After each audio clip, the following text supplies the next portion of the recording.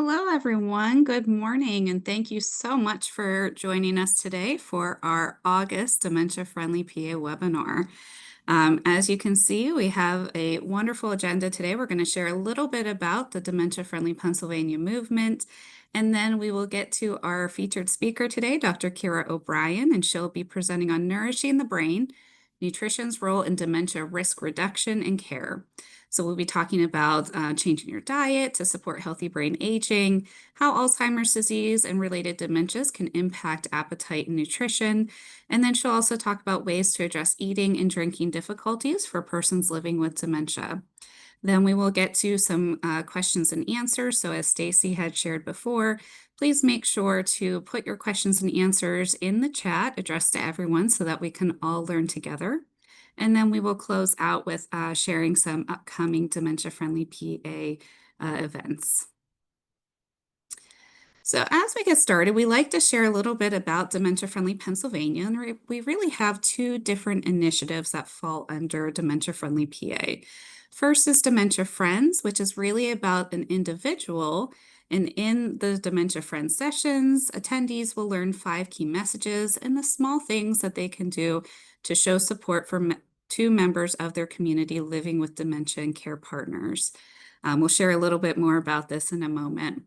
The other initiative of what we do is called Dementia Friendly PA communities, and each community within Pennsylvania works to engage all sectors in their community to become more inclusive of persons living with dementia and their care partners. And we'll discuss some ways that you can join our efforts. So first of all, with Dementia Friends, it's really about an individual's commitment to change the way that they think, act, and talk about dementia. So each Dementia Friends session is 60 minutes. And you, as I said before, will learn 5 key messages about dementia. And then each person will be able to commit to a dementia-friendly action, something that they learn that they can do and help make their own communities a little more dementia-friendly.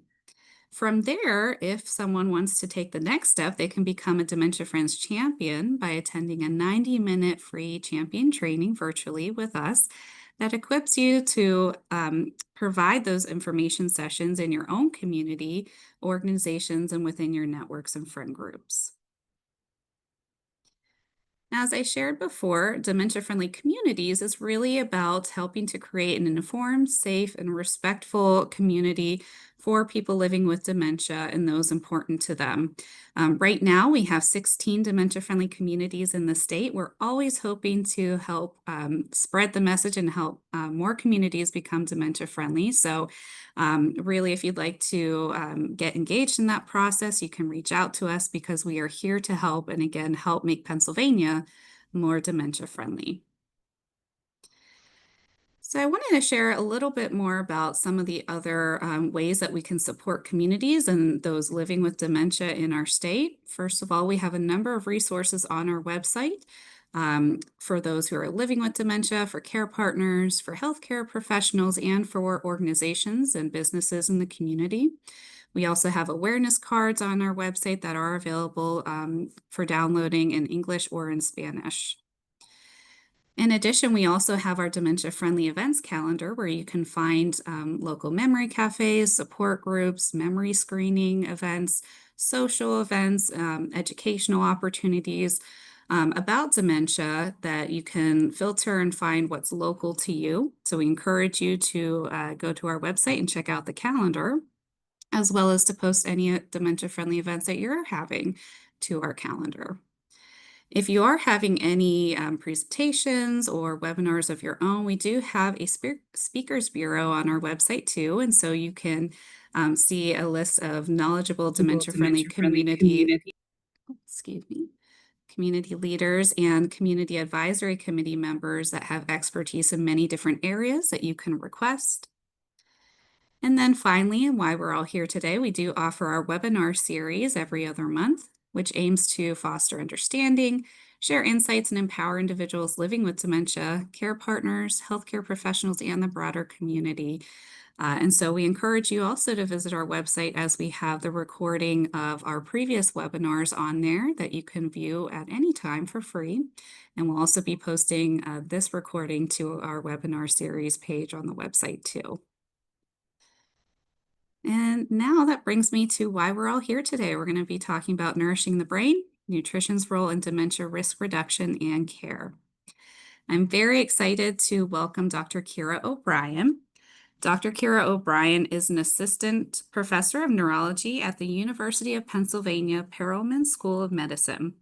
She completed medical school, neurology residency, and a cognitive neurology fellowship at UPenn. Dr. O'Brien sees patients at the Penn Memory Center, specializing in the diagnosis and treatment of older adults with memory disorders. She is also a health services researcher, examining methods to improve dementia care via early detection of cognitive impairment and early diagnosis of Alzheimer's disease. Dr. O'Brien is also medical director of the Penn Medicine Guide program, which provides comprehensive dementia care management to Medicare beneficiaries with dementia and their caregivers. It is my pleasure to now welcome Dr. Kyra O'Brien. Thank you so much. Hello, everyone. I am very excited to talk about this with you all today. It's one of my favorite things to talk about with my patients, incorporating healthy lifestyle habits to reduce risk of dementia or slow progression of dementia. I will warn you, there are a lot of pictures of food in this talk, and I know it's pretty much lunchtime, so I hope you're munching on something healthy while we're discussing this. I have nothing to disclose for today's talk. So this is the outline for our talk today. First, we'll talk about just healthy lifestyle habits that really everyone should practice, but in particular those that can support healthy brain aging. We'll talk about how Alzheimer's disease and other causes of dementia can impact appetite and nutrition. And then we'll talk about how to specifically address some of the eating challenges that can come up in those disorders um, for persons living with those conditions. All right, so uh, this slide kind of demonstrates what our typical diet is in the United States. So that some people call this the Western diet. It's a pretty unhealthy diet for both brain health and just general health, heart health. So the Western diet tends to be pretty high in what we call saturated fats. So this talk is not going to be chemistry heavy, but just to explain the difference between what a saturated and unsaturated fat is. So a saturated fat here you can see is full of these little H's. This is hydrogen. So it's full of these, and it leads to these very thin molecules that don't take up a whole lot of space. And that means those molecules can get packed tightly together. Whereas an unsaturated fat has these little kinks in them. And so the space between the molecules is larger. So if you can imagine in your blood vessels, if you have a bunch of these saturated fatty acids building up, it's going to gum up the works. It's going to cause plaques, blockages, and it's just generally not good for the body. Whereas these unsaturated fatty acids, they can't pack that closely together, so they're not going to cause that same problem. So the Western diet tends to be high in these saturated fatty acids. These are found in high fat cheeses, dairy, processed meats like bacon, sausage. And these unsaturated fatty acids tend to be in things like fish, avocados, nuts, olive oil, and eggs. So of course the Western diet has a ton of saturated fats and not so much unsaturated fat. There's also a bunch of other unhealthy features of the Western diet. It tends to be high in refined sugar. So refined sugar means they take all the nutrients out of it. High in salt, low in fruits and vegetables, grains, nuts, and beans. And again, it tends to have these highly processed foods. So, the food goes through lots of processing, lots of chemicals added, and then we consume it, and all those added chemicals, added unnecessary chemicals, impact our body. So what are the consequences of a Western diet? We have a higher prevalence of overweight and obesity in the United States, a lot of diabetes, heart disease. So these plaques will build up in the blood vessels around our heart and cause our heart not to function as well. So in severe cases, it could lead to heart attacks. These are the kinds of things that people would require stents or bypass surgery for. It can also cause funny heart rhythms that increase the risk of clots going to the brain, so direct connection to your brain health. It's also associated with cancer. So these unhealthy Western diets that tend to promote inflammation in the body, and that's one of the things that can be linked not only to Alzheimer's disease and related dementias, but also cancer. As I mentioned, heart health affects brain health and can increase the risk of strokes if we have heart disease. And then cognitive impairment. So any of these things can increase the risk of injury to the brain, whether it's from stroke or degeneration of the brain cells. And so there's definitely a higher risk of Alzheimer's and related conditions with a typical Western diet. I want to take a little detour and explain some terminology before I go on because I'm going to be using these terms a lot. So when we talk about cognitive impairment, there's two stages of that. One is mild cognitive impairment. So this means a person has objective changes in their cognition or memory and thinking that lead to inefficiencies in their daily life, but they're still independent. So for example, they might be a little bit slower to put a meal together, pay their bills, but they can get it done on their own. Um, the next stage of cognitive impairment is called dementia. So that's when the cognitive impairment becomes severe enough that it does prevent someone from doing their daily activities correctly. So now they might, miss ingredients when they're making a meal or um, forget to pay a bill or double pay. And then within dementia, there are different stages from mild to moderate to severe. The most common causes of cognitive impairment are called Alzheimer's disease and related dementias. So these are all degenerative conditions, meaning they lead to loss of brain cells over time. They tend to be pretty slowly progressive. They're each a little bit different in terms of the main symptoms that people notice. And that just has to do with where the degeneration happens in the brain. But all of these can lead to changes in our dietary habits, our appetite, which we'll get into a little bit later. So going back to diet, so how does the Western diet affect our brain?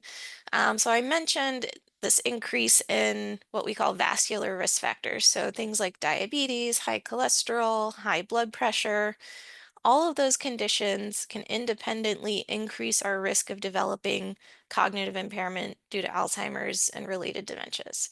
So there's this nice model called the life course model of dementia risk that shows that roughly 45% of our lifetime risk of dementia is actually due to not genetics, but environmental factors.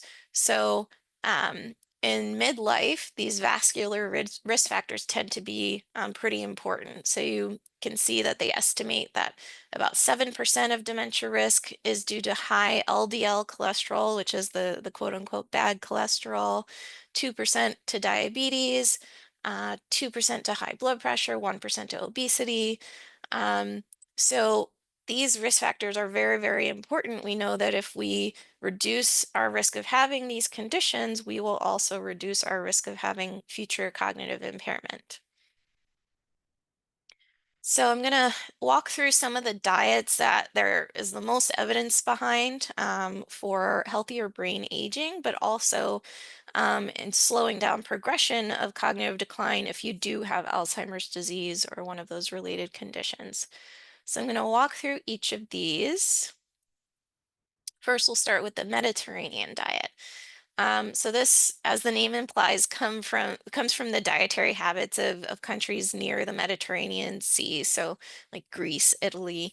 In studies, it's been shown to lower risk of dementia by about 25%. So these are for people who currently don't have any cognitive impairment.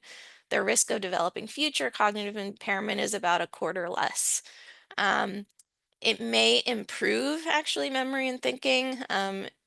Following people longitudinally who are on this diet, as well as slow symptom progression in those with Alzheimer's disease and related dementias. And we think the reason why is because it reduces the risk of all these vascular risk factors I mentioned, like stroke, diabetes, and heart disease. So we'll go through this in a little more detail, but you can get a sense from this nice diagram of the types of foods that are incorporated into this diet. So um, all the unhealthy foods, this is like your inverted food pyramid, but all the unhealthy foods are at the top here. That's what you should eat the least. And then the foods you should be eating more of are towards the bottom. I will note that exercise is at the bottom of this list or this pyramid. Even though that's not diet, it is closely related to diet. And we're going to talk more about that in a little bit. All right, so the Mediterranean diet. Fish, fish, fish is basically what I tell people. So every meal should be based around vegetables, fruits, nuts, beans, whole grains. That should be an element of every meal. Your main source of fat should be olive oil. So again, that's one of those unsaturated fatty acids. Um, Fish or seafood you should eat a couple times a week at least. Salmon tends to be one of the better ones because it's high in these omega-3 fatty acids. Other sources of protein can be poultry, dairy, or cheese. And if you remember, I said, some dairy is actually full of saturated fat. So this will come up again. Just remember that point when we get to the mind diet. But then eggs are actually pretty healthy, and I feel like every year we see evident like reports saying eggs are bad for you, and then the next year it's eggs are good for you.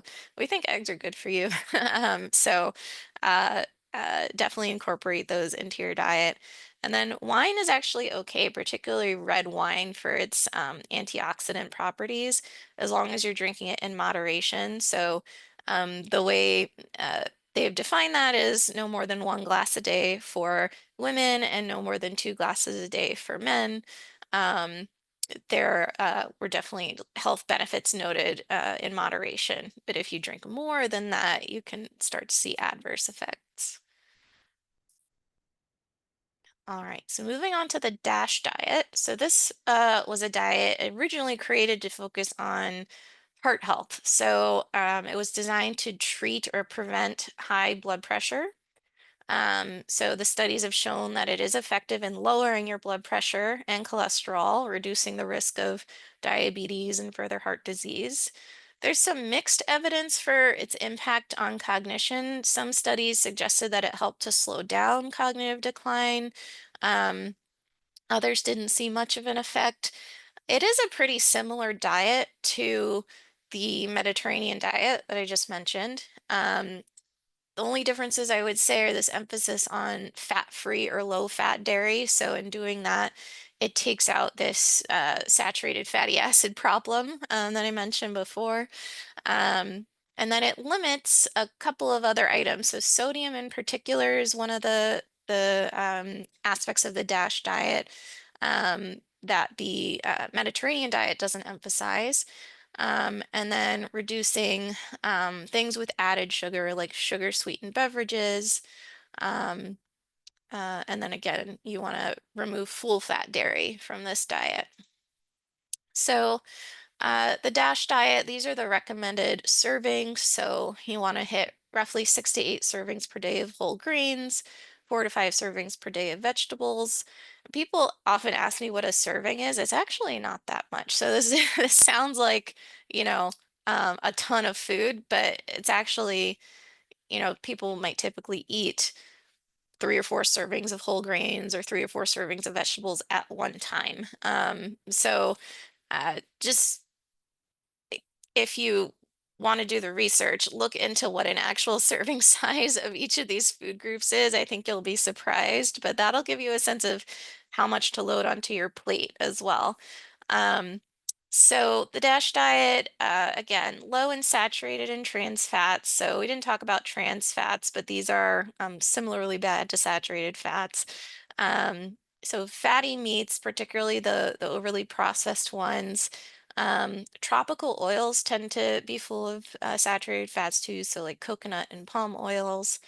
Um, DASH diet is pretty high in other nutrients like potassium, calcium, magnesium, fiber, and protein. And then again, sodium is the big one here. So you want to limit the amount of sodium you eat to either 1,500 or 2,300 milligrams of sodium per day. Certainly, if you have heart disease or kidney disease, you want to go to the lower end because the more sodium you eat, the more fluid can build up in your body, which can lead to, swelling in your legs, breathing problems. So definitely need to tailor this to your, other medical conditions. And then again, it limits sugar sweetened beverages and sweets. Um, so what that means is, you can, make a smoothie and put fruit in it and have the sugar that's in the fruit, but don't add sugar to that.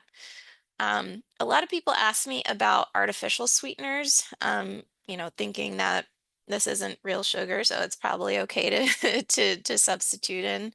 But actually, one study recently showed that daily consumption is associated with an increased risk of dementia and stroke. This is a single study, so take this with a grain of salt, no pun intended. But kind of makes sense in terms of thinking about the other dietary habits of people who might be drinking these uh, drinks with these artificial sweeteners. So, we don't really know if these artificial sweeteners directly do something in the brain and increase dementia risk, but if you're drinking that, trying to cut out some sugar from your diet, but you're still eating other things that are high in fat or sugar, um, you're probably still going to be at increased risk of dementia and vascular disease and stroke. But I would say definitely more research needs to be done in that area. All right, and that brings us to the Mind diet. So the Mind diet is a blend of the Mediterranean and the DASH diets, and has been more extensively studied with relation to our risk of developing cognitive impairment and slowing down cognitive impairment for those who have it.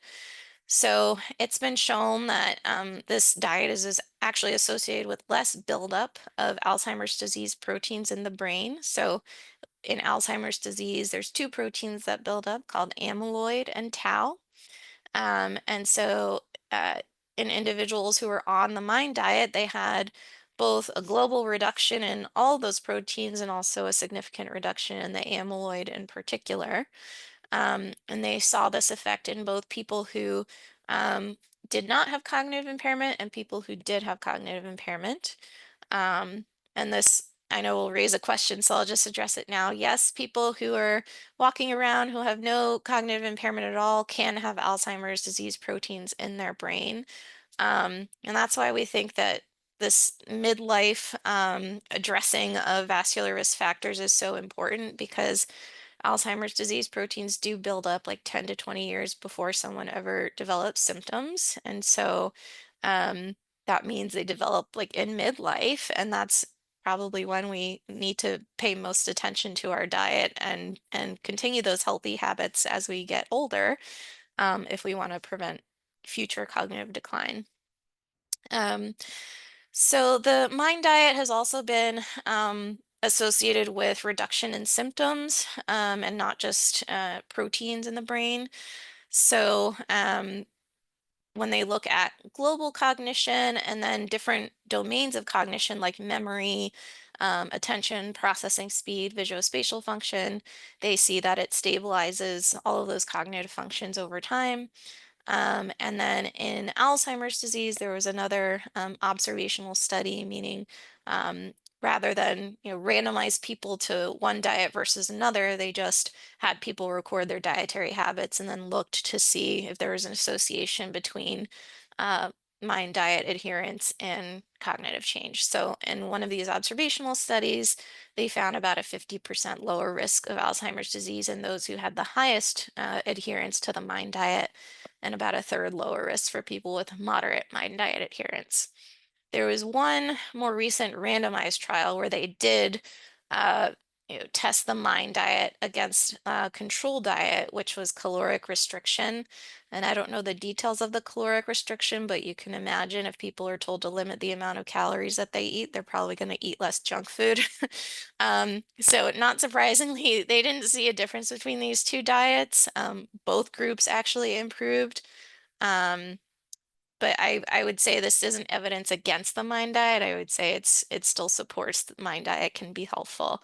Um, and definitely, most neurologists and geriatricians still recommend this diet as probably being one of the best for brain health. So the mind diet has 10 foods to focus on, 5 foods to limit. The foods that you want to focus on are very similar to the Mediterranean diet. Um, the only differences I would say are in the fruits and vegetables that they focus on. So, you still want to base everything around whole grains. The vegetables, you need to have at least one serving of like a dark leafy green vegetable like kale.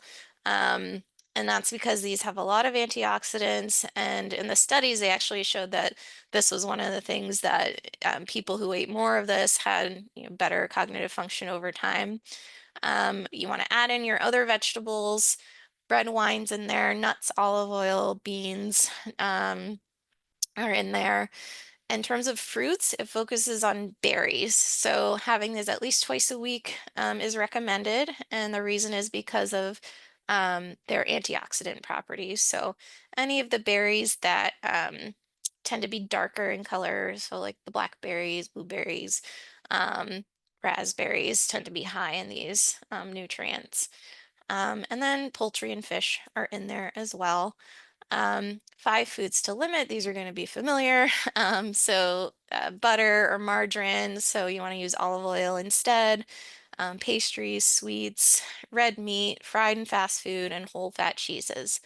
The red meat I want to come back to. There's a little bit of, I would say, controversy over this. So the data shows that it's the processed red meats.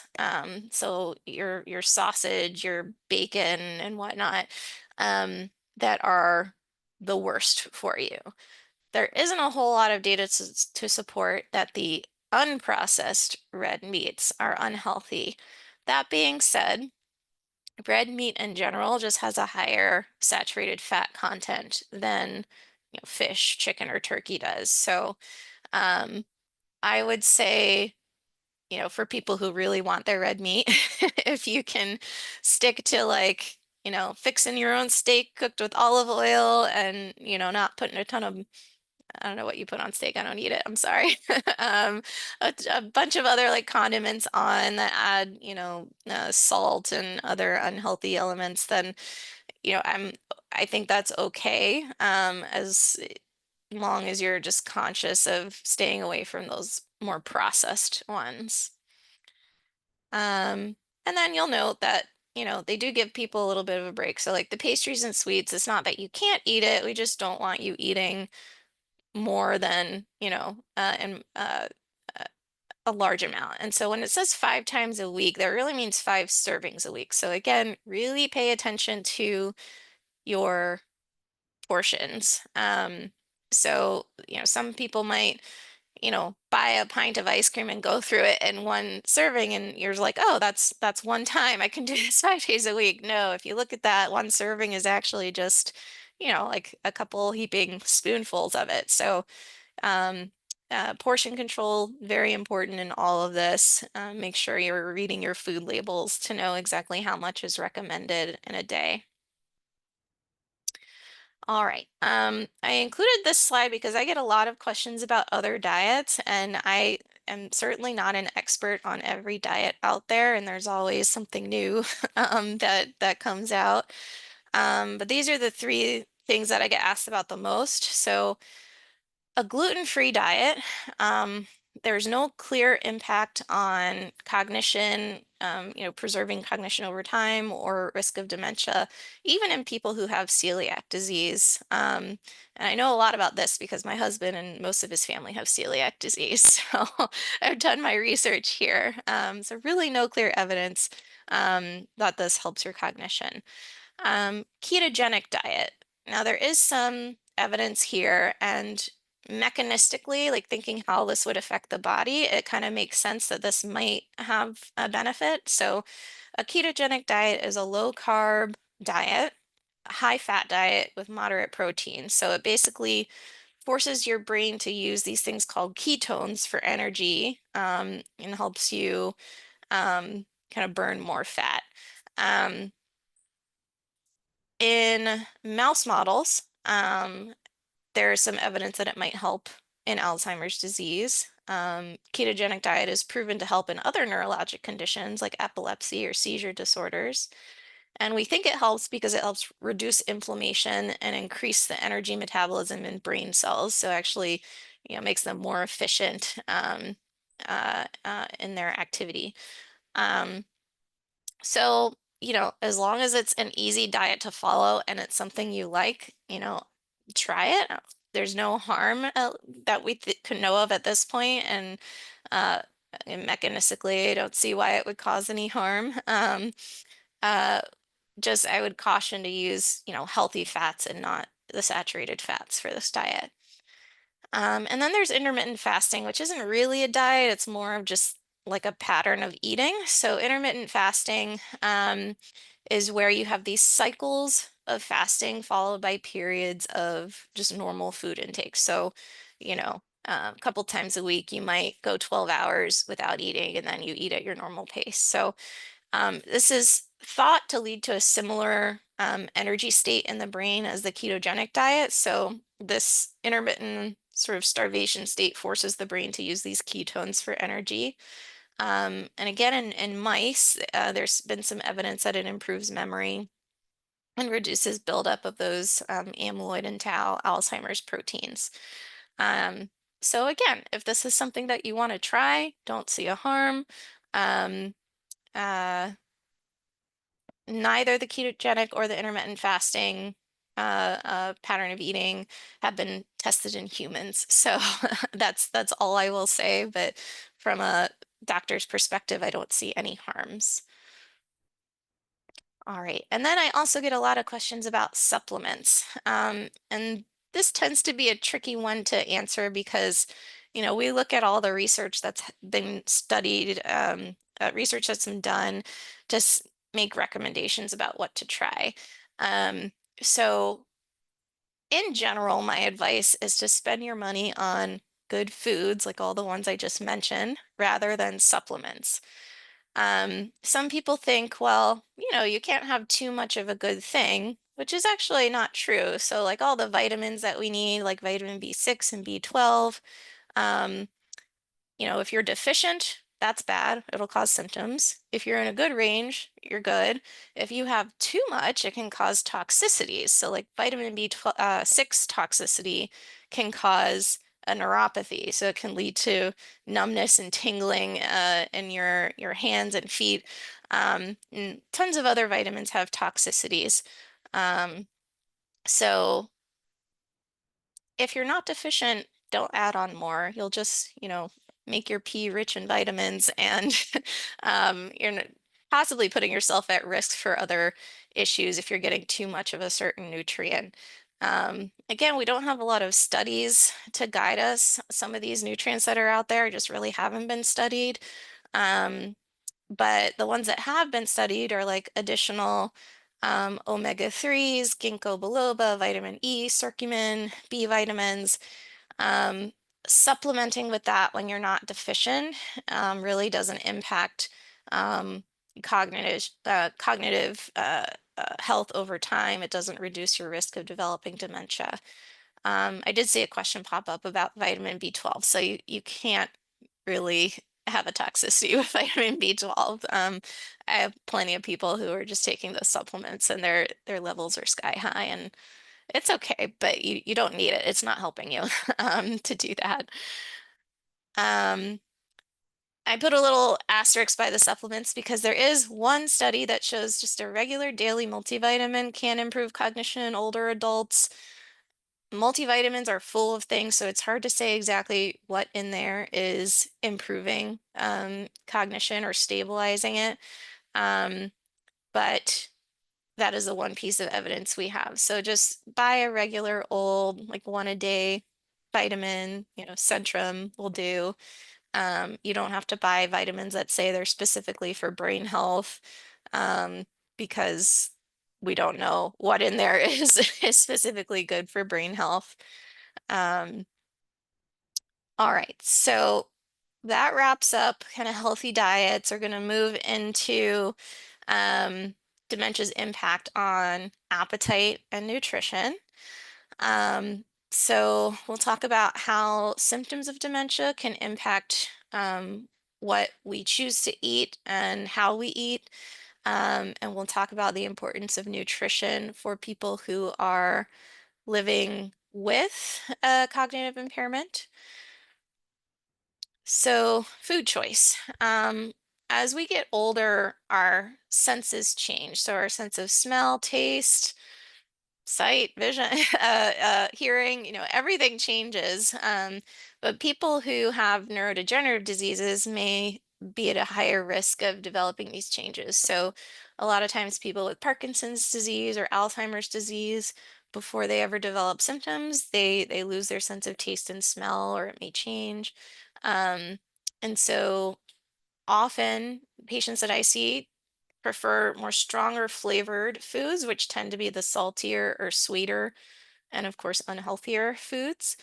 Um, and then, in terms of making choices, there's a function called a um, executive function in the brain that helps us make choices. Executive function is impacted in pretty much every neurodegenerative disease. So, um, when we have trouble making choices, we have trouble picking out what we want to eat. And people may just say, I'm not hungry, because they can't go through that process of picking something to eat. Or they might just stick with a very simple diet. So, like toast and fruit every day, that kind of thing. Um, and because of this, that will impact the amount of nutrition that their bodies are getting. And then there are also changes in motor function that can occur when someone has dementia. So some conditions can affect our visual and spatial perception and processing. So this could mean we have trouble seeing things that are right in front of us, so we might not be able to distinguish between the food and the plate that it's on. Um, we might have trouble, pouring drinks, bringing cups to our faces because of coordination difficulties. Um, and then in some conditions, we have trouble using our hands, so they might not be able to use utensils and other, dishware as well. Um, Certain causes of dementia can cause our chewing and swallowing functions to change. So you could forget to chew or swallow. That tends to happen in the latest stages of disease. But you can also have changes before then that make it harder to swallow and therefore increase your risk of choking or having things go down the windpipe. That also increases risk of infection. And then there's constipation. So, a lot of things can lead to constipation, and I have a whole slide dedicated to that, so we'll talk about that more in a second. But if you're constipated, that's going to make you not want to eat. So, there's a whole bunch of things stacking up that can impact how much nutrition patients with dementia get. So I thought I'd go through just a few of the Alzheimer's disease and really related dementias and kind of go through like the symptoms and how that impacts our intake. So one of the hallmark symptoms of Alzheimer's disease is that short-term memory gets worse. Later on in the disease, it impacts all other domains of cognition, so executive function, that, decision making and higher order processing, attention, visuospatial processing, and language deficits. So some of the earlier symptoms you might see are things like forgetting ingredients to buy at the grocery store, having trouble putting recipe directions together or following them. So they might start to prepare simpler meals. They might forget to eat. They might stop cooking. So some people might forget to turn the stove off, and then, you know, you'll have to restrict their use of the stove. Some will just rely on store-bought food or snacks, or they might not eat at all. And then some forget that they have already eaten. This leads to another problem. So some people eat less when they have dementia, and some people eat more. So in the cases where they've forgotten that they've eaten, you can see weight gain, also excessive intake of other substances like alcohol. And it's really a combination of, yes, they forgot that they already did it, but also there's this like reward mechanism that happens with eating the junk food and drinking alcohol, and so they have this drive to do that more. And then I mentioned this visual spatial issue. So there's a visual spatial variant of Alzheimer's disease that causes difficulty recognizing people, places, and also common objects. So if you have food on like a patterned plate, they might not be able to pick out the food. And then in later stages, they may not even recognize that it's food. We can also see cases where they think non-food items are food. So a condition called pica, where, they might eat dirt or other things that they should not be eating. All right, frontotemporal dementia. There is a variant of this called the behavioral variant. So patients have a significant personality change. So they have loss of normal social functioning. They're disinhibited. They might say inappropriate things. They can develop rituals, kind of like obsessive compulsive type behaviors. And one of the hallmark symptoms we often see is abnormal eating behaviors. So there's often cravings for these sweets or junk foods. A lot of these patients will overeat or binge eat. We've had patients who will get up in the middle of the night and, eat all the cookies and ice cream they could find. They will hide them in the house so that they have stores that they can get to. And obviously, this increases weight gain and these metabolic disorders like diabetes and high blood pressure. And then I mentioned they can have these sort of obsessive compulsive tendencies around foods and have a restriction in food choice. So hopefully it's a healthy food that they're, obsessed with, but oftentimes it's one of these junk foods. So we had someone who just had to have Oreos every day, all day. Um, and another person who, they were driving past a fast food place and they actually got out of a moving car because they needed to get that food. So these can be probably some of the more severe, disturbing food-related issues that come up in the Alzheimer's disease and related dementias world. And then there's Lewy body or Parkinson's dementia. Lewy body and Parkinson's are caused by the same protein and can cause similar difficulties with eating. So the physical symptoms in these conditions we call collectively Parkinsonism. So we see this slowness, stiffness, and with their walking, they take these short, shuffling steps. They don't swing their arms as much. Some might have tremors. They have poor balance, increased risk of falls. But we also see a lot like in the face and the laryngeal muscles. So their voice will become quieter, sometimes hoarse. Their speech can become slurred. Their entire facial expression can kind of become masked or decreased. Um, and so, because of this effect in our speaking and swallowing and chewing muscles, they're at much higher risk of having aspiration or food or drink going down the windpipe. So, coughing is often a sign of aspiration while eating. For the chewing muscles, they might have trouble with tougher foods. So, we'll often recommend food modifications, things that are easier for them to eat. For the Parkinsonism in the hands, so the tremor or stiffness can make it difficult to hold cups or utensils. Soup or keeping anything on a spoon really would be hard with a tremor. They can also have trouble cutting up their food, so might need someone to do that for them. And then Constipation comes up again. Constipation is also one of the symptoms that we can see in Parkinson's because that protein that builds up can also affect our autonomic nervous system. So the part of our nervous system that controls all of our sort of involuntary functions like sweating or heart rate. So it can also slow down our bowels and lead to constipation. So that will also cause a loss of appetite.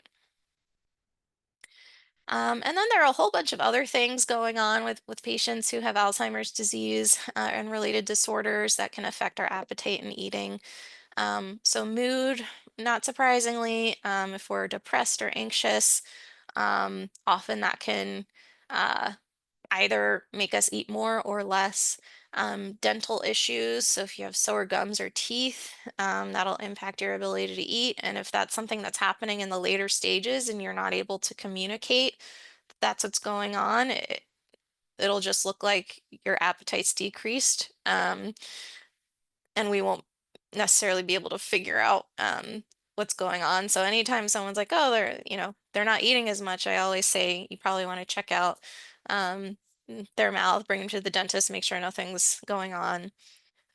Fatigue is a huge one. So if people are tired, they might not be able to concentrate on eating. So a lot of times people will tell me, oh, like we put, dinner out and they only just nibble a little bit and then, they stop. And I'll talk about some ways to try to figure out like, are they really done eating or are they distracted? But this kind of thing tends to happen more if they're tired. Medication side effects. So we have a lot of medications that can reduce appetite, cause stomach upset. We have some that can increase appetite. Donepezil is a common one that we use to slow down progression of symptoms in a lot of these disorders. But a common side effect is reduced appetite, nausea, diarrhea. Certainly not the only medicine that can do that, but in our world, it's the one we run into issues with most commonly. And then physical inactivity. So if you are less active, if you're sedentary all day, your body's not going to want to eat as much because it's not burning any calories, and so it doesn't want to take in any more calories. But because of that, it can lead to some adverse effects and decline. So we know that patients who have poor nutrition have a more rapid functional decline. Um, so that could be level of function in doing daily activities. That could also be mobility. The reason why this happens is because malnutrition can lead to um, increased risk of infections, increased risk of hospitalizations where people are laying in bed, not moving around, and so that leads to further debilitation. If you're not getting in enough nutrition, your muscle mass is going to decrease. It's also going to cause weight loss, and that in turn is going to increase your risk of falls. Um, uh, and then if you're not getting enough to eat, your mood will be impacted. You'll also be more tired. Um, so a lot of a lot of reasons why we need good nutrition. Can't talk about nutrition without talking about hydration. So we also know that dehydration is associated with like an increased risk of delirium, infections. Oftentimes, if my patients go to the hospital, it's because of dehydration. Um, so we're going to talk about supporting nutrition, and I will have a slide dedicated to hydration. I like this little infographic from the National Institute on Aging. It covers some of the key recommendations for um, improving meal times and meal experience, especially as you move towards the later stages of dementia. And we'll go through each of these in the next few slides. So first one is decreasing stress around meals. So we want mealtime to be a positive experience for both the caregiver or care partner and the person living with cognitive impairment. The more stress there is around meal times, the less they will want to eat. So some of the ways you can decrease stress are Engage the person with the cognitive symptoms during meal prep. And we'll talk about some ways to engage them in later stages of disease too, but um, you know, talk to them, strike up a conversation. Don't just say like, "Oh, go watch TV while I get the food together." Like you want to involve them. Um, and it's a good mental exercise, social exercise. Um, uh, and generally just makes the whole experience more pleasant. In the later stages, again, if your loved one is stressed or agitated, they're probably not going to want to eat. So if you're in a situation where they're refusing to eat, they're getting more and more upset, just don't push it, just let it go, offer food later. Um, you want to limit distractions. So if you remember, I said, if they're tired, they're going to have trouble concentrating on eating.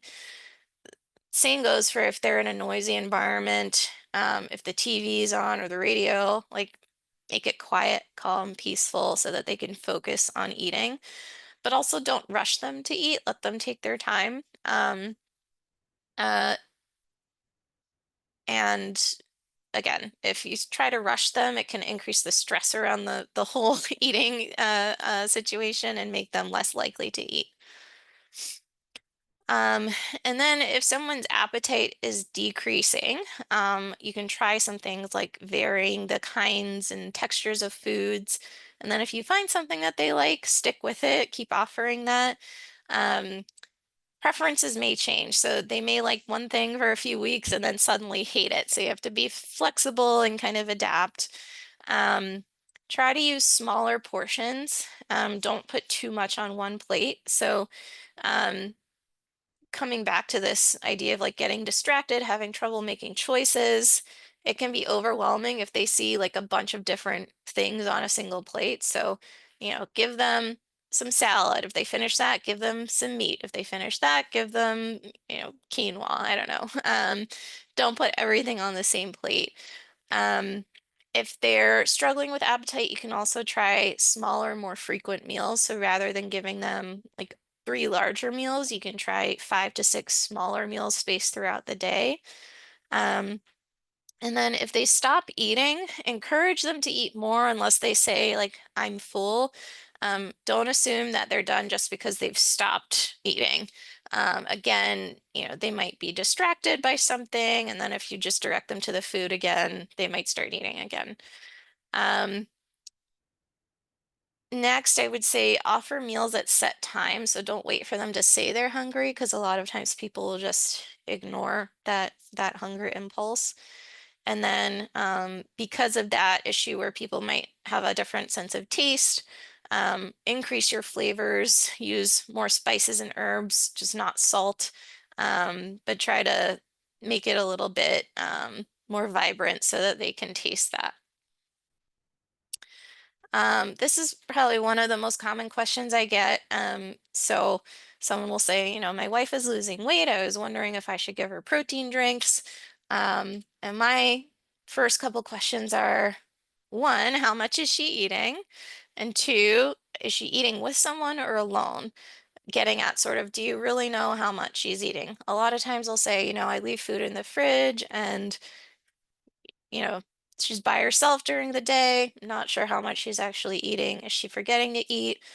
A lot of times patients won't know if they're forgetting to eat. So the first things I recommend are just keep a closer eye on the eating habits to see if they're forgetting to eat.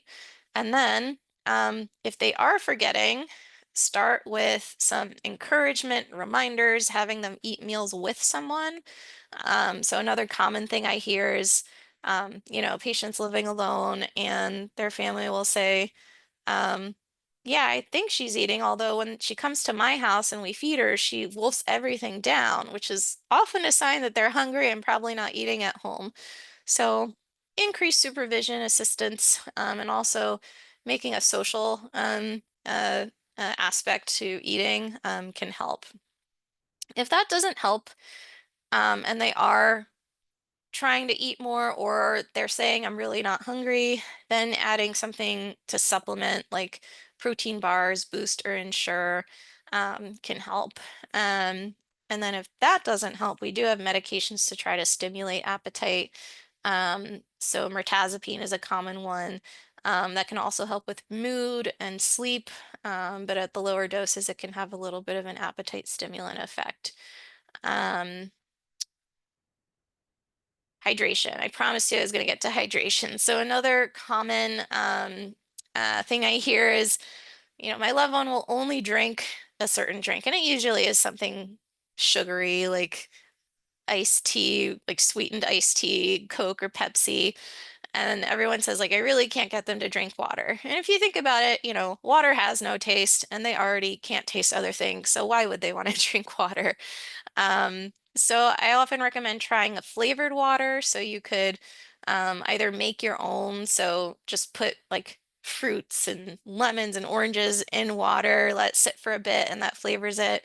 You can also buy drink mixes. I would just make sure that there's nothing, added sugar in it. It's just like a flavor crystal, but no sugar. Um, you could also, if you're really stuck, just try watering down the things that they will drink. So water down the iced tea or the lemonade or the soda. Um, you can also just through the food that they eat, try to introduce things with higher water content. So more fruits, soups, smoothies. And then encourage them to take in fluids between meals, not just during meals. So we want to aim for about 6 to 8 cups of fluid during the day. Some people prefer to, give them little bottles of water during the day. Some people have these giant jugs that they encourage them to sip from. Um, but really, we want to make sure they're getting adequate hydration. Um, I get a lot of questions about coffee and tea. Um, so there is actually some evidence that caffeine might help. I'm not sure if there's any specific evidence on other nutrients that are present in coffee or tea. The only one I can think of is this one chemical that's found in green tea that was shown in, I think, again, mouse models to be somewhat helpful, but definitely hasn't made its way to human studies yet. I think there's also this like what we call a U-shaped curve where there's like a sweet spot of, you get good benefit, but then if you take too much of it, it's harmful.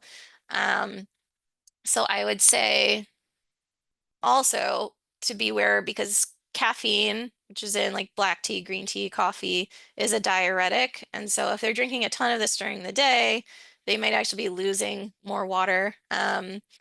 So overall, drinking these things in moderation is probably okay, just don't overdo it. Um, and then constipation. So, um, very common in people with dementia, either due to changes in lifestyle habits or due to the disease itself. So like the Parkinson's and Lewy body disease. So dehydration often leads to constipation, having low fiber in your diet, being inactive.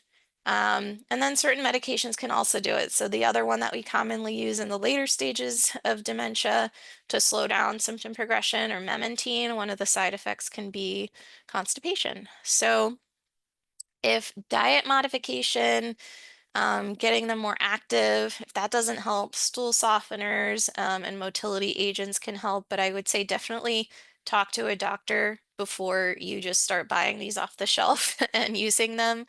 Because often we can, figure out some sort of dietary change and activity change that will help.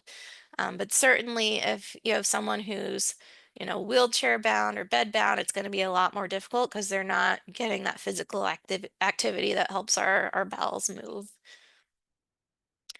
All right. And then overeating, I wanted to touch on this because it is also another pretty common symptom that we see.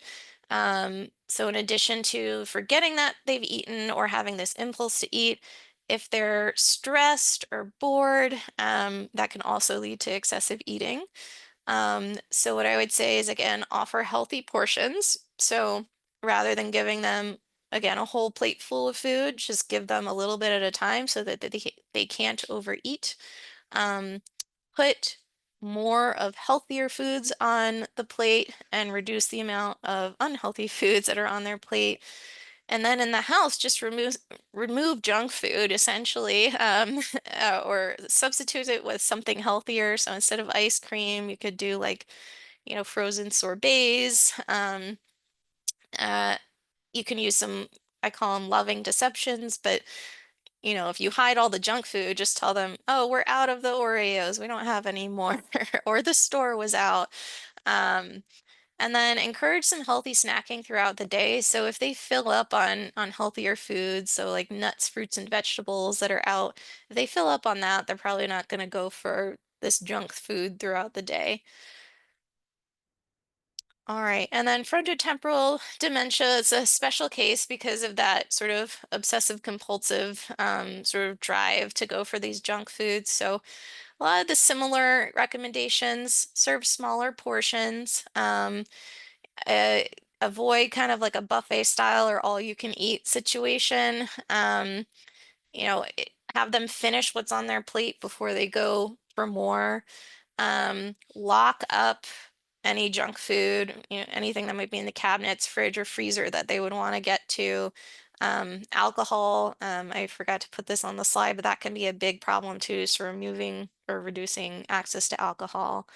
Um, you don't want to take like everything yummy out of their lives. Not that healthy foods can't be yummy, but it's okay to have a treat every now and then. You can schedule those days where they can have it.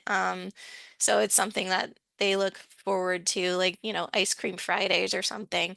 Um, and then if the compulsive eating really gets out of hand and you can't, manage with these measures, which, it can be harder when they're in earlier stages and might still be able to like drive themselves to the store, or to the fast food place. So we do have medications that can help with this compulsive eating if needed. All right. I think we're getting towards the end. So, environmental modifications, again, eat in a quiet, calm environment. Simplify place setting. So, I mentioned if you put food on a plate with a lot of patterns, or put a pattern plate on a patterned like mat, it's going to be confusing and hard to pick out the food. So we say just use like a single color plate, like a white dish. Put the food on that. High contrast is helpful. For people who have trouble with motor function, putting lids on cups, using straws can help prevent spills. Over time, eating becomes a messier activity for people who have dementia. So, um, just being aware of that, having like splash guards, paper towels handy, is a good idea. For food modifications, so I would say serving bite-sized foods. So if, don't give them a whole chicken leg, like cut up the chicken into bite-sized pieces for them to eat. You can modify the textures of foods. Um, uh, to help with chewing or swallowing difficulties.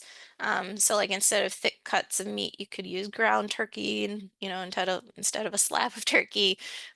You can use thickeners for liquids, puree some foods, steamed vegetables instead of raw vegetables. That can also be a helpful thing for food prep. So generally, the more complex something is to prepare, the harder it is for someone with dementia to prepare. So, an onion, they have to peel it and then cut off certain parts, and then, either slice or dice it.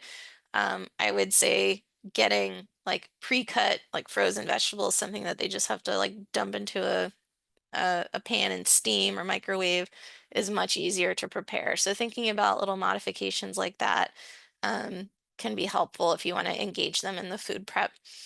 Um, and then if you are concerned about any sign of chewing or swallowing difficulty, let your doctor know. We always recommend talking with a speech therapist to look for any signs of choking. They can recommend those food modifications. It often gets to a point, though, especially later in the disease, where we recognize that someone is at risk of choking, but the food modifications might mean that they're not going to eat it because they don't like the new texture of the food. So we often have to balance like getting enough nutrition, but also making sure they're not at risk of infection. And it is a hard balance, and just talk to your doctor to work through it. We also want our patients to have a good quality of life. If they're really going to hate, drinking thickened liquids and eating purees, then don't push it. Just let them enjoy what they want to enjoy. Just recognize that they might be at a higher risk for having, an infection.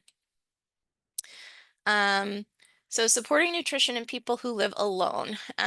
This is really tricky, but is the case for a lot of, caregivers. Like if it's a older parent living with the disease, you might not be there to keep a close eye on everything.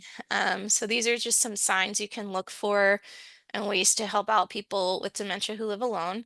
Um, so if you're over, look in the fridge. So if they have expired food or rotting food, or, if you bring them a prepared meal and 2 weeks later it's untouched, sitting in the fridge, that should give you a sense that they're probably not eating well.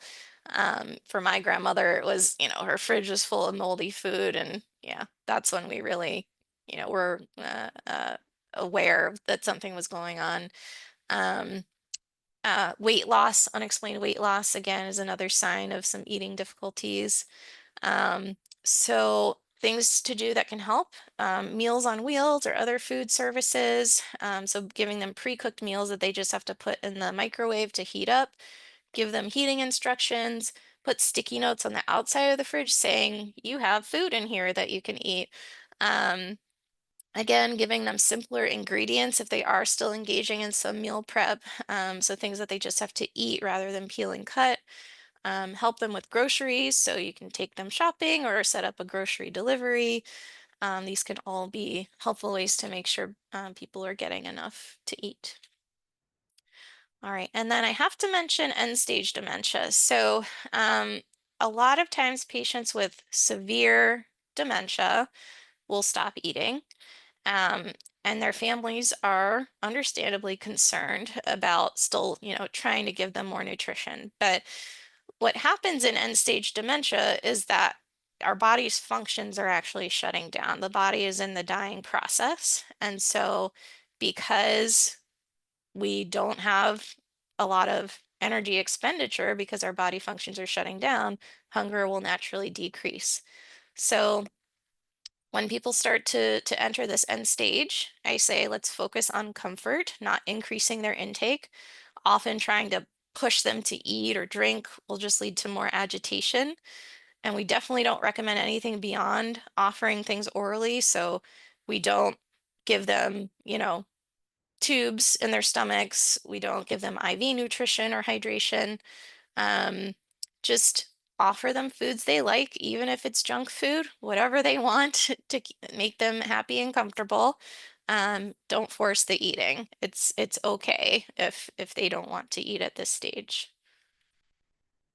All right, so we've reached the end. So key takeaways. What is good for your heart is good for your brain. We think the mind diet has the most benefits for every individual, cognitively unimpaired or cognitively impaired.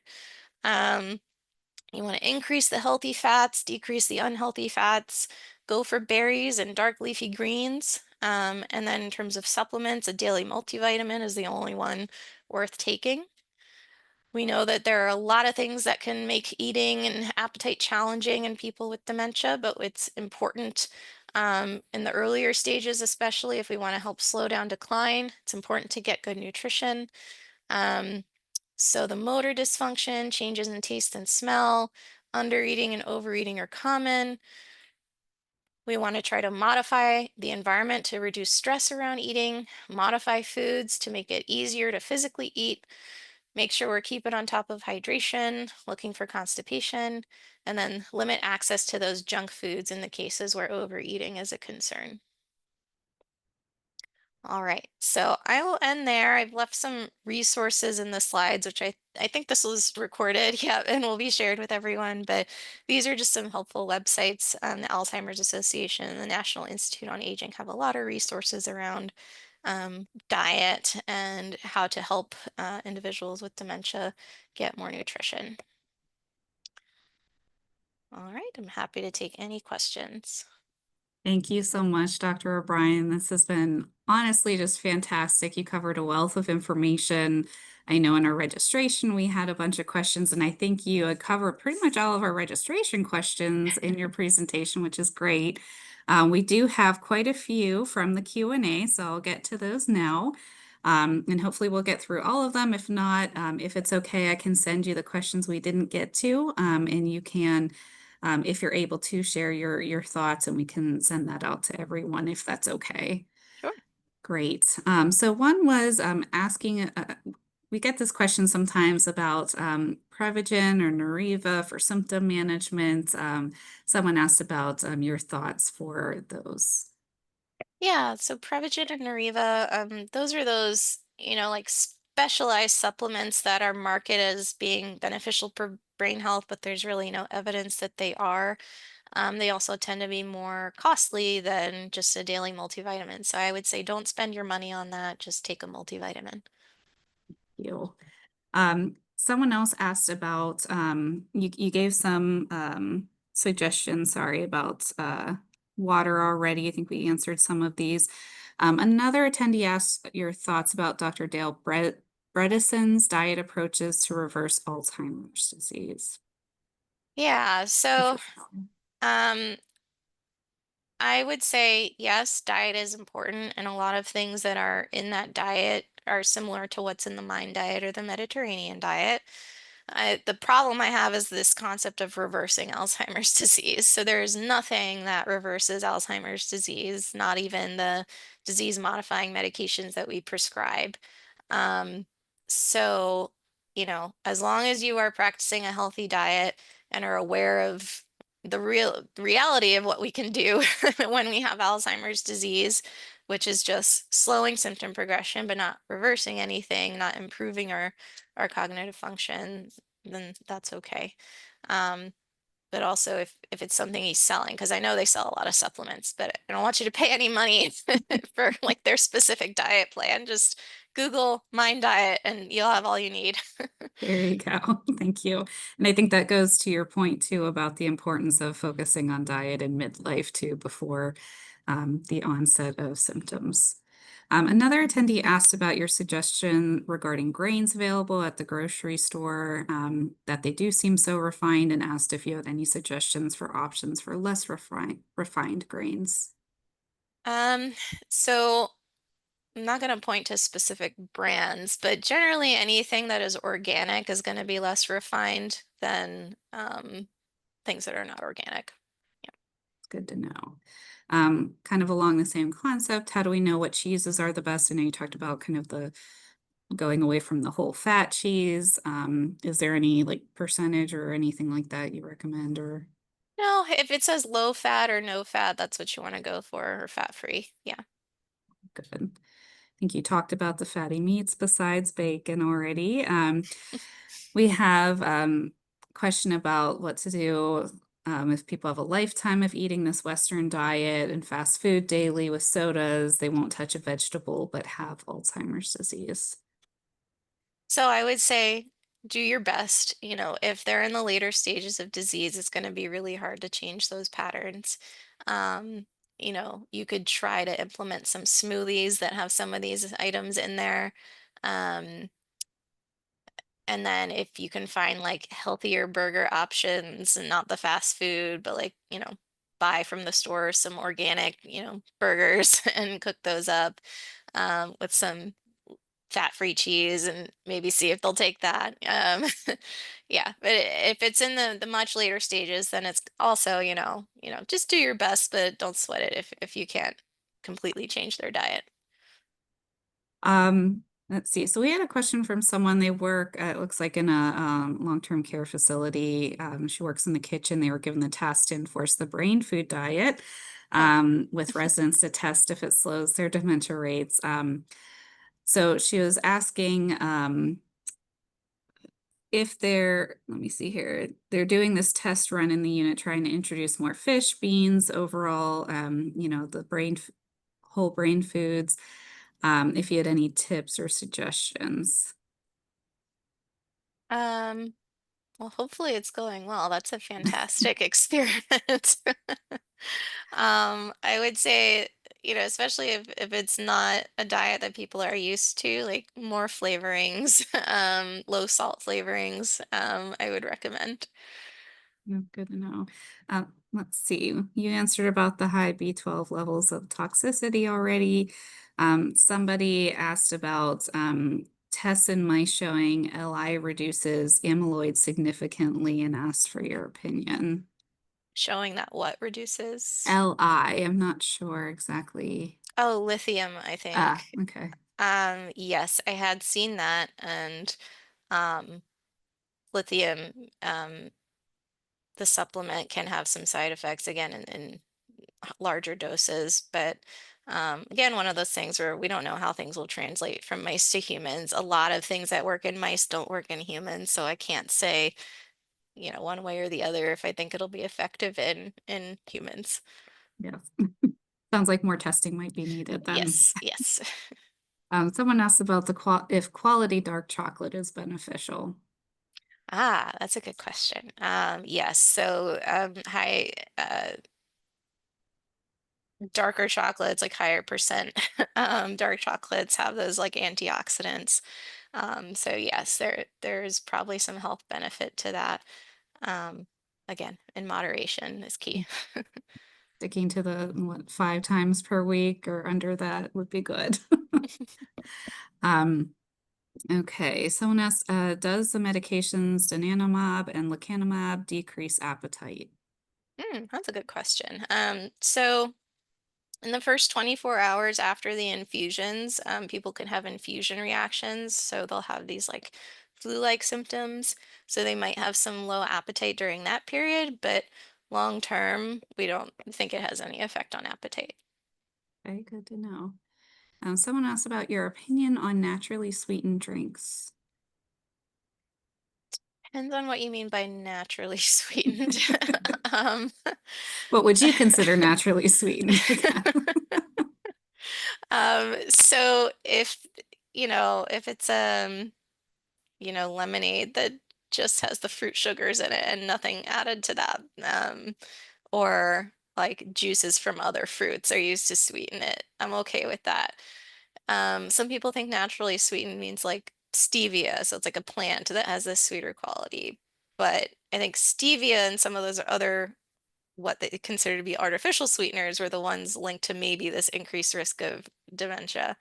Um, I happen to not like the taste of stevia, so I'm like, no, don't use it. But um, uh, again, I think the link is a little bit unclear. Um, and that's all I'll say. Okay. Another attendee, so we mix water with our juices a lot here to increase residents' hydration, and it's a big back and forth. They asked if you recommend things like liquid IV. They've tried Gatorades and such in the past. Yeah, so there are lots of flavors and things with electrolytes, so liquid IV, emergency, lots of different things like that. Definitely worth trying. If that can help people, along the lines of using other flavorings for water. Yeah. I will say I'm a big proponent of the hint waters because it's very like minimal, but it does give a slight little flavor than just plain Sparkling old waters water. too, yeah, sparkling Yes. waters, Yeah. yeah. Someone asked how much water per day would be sufficient, what you would suggest. About 6 to 8 cups per day is In good. cups is about 8 ounces, correct? Hmm. Yeah, just so everyone knows. Um, someone got advice from a doctor that their wife with early stage vascular dementia and Alzheimer's dementia should not have a glass of red wine, which is the opposite of what they've read. Very healthy, very active, other than the dementia. And they asked what your advice would be or your thoughts. Yeah, so I would say that there's pretty good evidence that a glass a day for women is fine and maybe even beneficial. So yeah, I red wine and specifically, yeah, but yes. There might be other conditions or other reasons why they might have said that. So I do caution Exactly. that person who asked Exactly. that. Yeah. Maybe it's worth getting another opinion from someone that knows that individual. Yeah, if there's no other contraindication to alcohol, then I would say it's okay. Yeah. Um, One else asked, what if the only foods they like are junk food? I know you mentioned that in kind of the end stage uh, piece of the journey, but what about for earlier stages if they're really only about the junk food? You kind of addressed this in your presentation, but any other thoughts you have? Um, yeah, I would say try to just supplement with, even though someone might like junk food, like, I don't know, a single person who doesn't like berries. So like snacking on berries during the day, like that can be your start into getting them to eat healthier foods. Um, nuts, often like the packaged nuts have a lot of salt on them, but you can find like the roasted ones that have a good flavor. So just start putting those things out, trying to get them used to it being around, and Mhm. eventually maybe I'll convert them. Yeah, good advice. Um, Someone asked, how would you know if an individual living with dementia was at their end stage? Would severe weight loss be the indicator? So that's a great question. A lot of different things can happen in end-stage dementia. But if you think about it, it's like basic physical functions will start shutting down. So like they might not be able to communicate anymore. They might have stopped walking. They might be sleeping for large portions of the day and night and only be awake for, short periods. Um, those are kind of indicators of end stage dementia. Someone asked about if deer meat is part of a healthy brain diet. That's a good question. So deer meat is technically red meat, but I think it is leaner than like beef and pork and lamb. So I have no idea if that's been studied. It's a good question. We'll have to learn a little more about Yeah. that. Don't process it, I guess is all I would say. Someone asked which nuts are most beneficial if there's a preference. So the ones I tend to see more like walnuts, Brazil nuts, um, but really I think any nut is okay. Yeah, Yeah. Just be aware of the additives, the seasonings that they put on them. I was gonna say probably those honey roasted ones are not that Yeah. great with all the extra Yeah. sugar. Somebody asked about if dementia is inherited and how do they test for the disease? So dementia, part of the risk is genetic, so they're roughly 50-50, 50% genetics and then 50% lifestyle factors, like I mentioned. So um, being checked for, so dementia is really just a symptom of these other diseases. So when you say being tested for dementia, really it would be, first you would be tested to see if you have cognitive impairment. And then if you are found to have cognitive impairment, then we look for like which specific disease state is causing it. Right now, we don't test people who do not have cognitive impairment because they don't have any treatments or things available for those individuals.